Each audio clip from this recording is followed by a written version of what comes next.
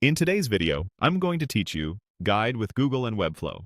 By the end, you'll know exactly how to find Webflow from a Google search, open your project, navigate to the Pages area, access page settings, and duplicate a page so you can copy it to another project. I'll keep it simple and add helpful context along the way so you feel confident doing this on your own. First, open your browser and head to Google.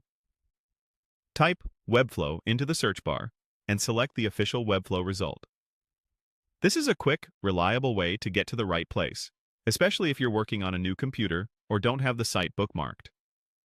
If you're not already signed in, log into your account so the dashboard loads with your projects.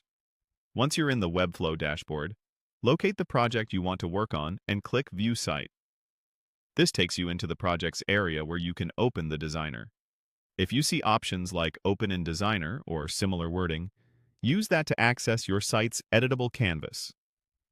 The goal here is simply to get into the project where the page you want to copy already lives.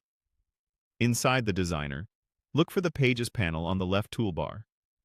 It's the panel that lists all your static pages, utility pages, and collections pages. Click it to reveal your site's page list.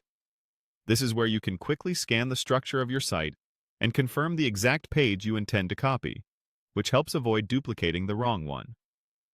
Hover over the page you want, then open its page settings. You'll find this by clicking the small settings icon next to the page name. The Page Settings panel contains details like the page name, slug, and SEO options. Opening this panel is important because it's where the duplication control lives for that specific page. Now, click Duplicate. Webflow will create a copy of the page, preserving its layout and content. If your workspace allows copying to another project, follow the prompt to choose the destination. Otherwise, you'll still get a clean duplicate inside the current project that you can reference or prepare for moving according to your team's workflow. As soon as the duplicate appears, rename it clearly so you can spot it later, and skim the page to make sure key assets, interactions, and links look correct. Components and symbols typically carry over, but it's a good habit to verify images and custom code. When everything looks right, you're set. That's it. You've searched for Webflow, opened your project, navigated to pages, used page settings, and duplicated the page for reuse. Thanks for watching, and happy building!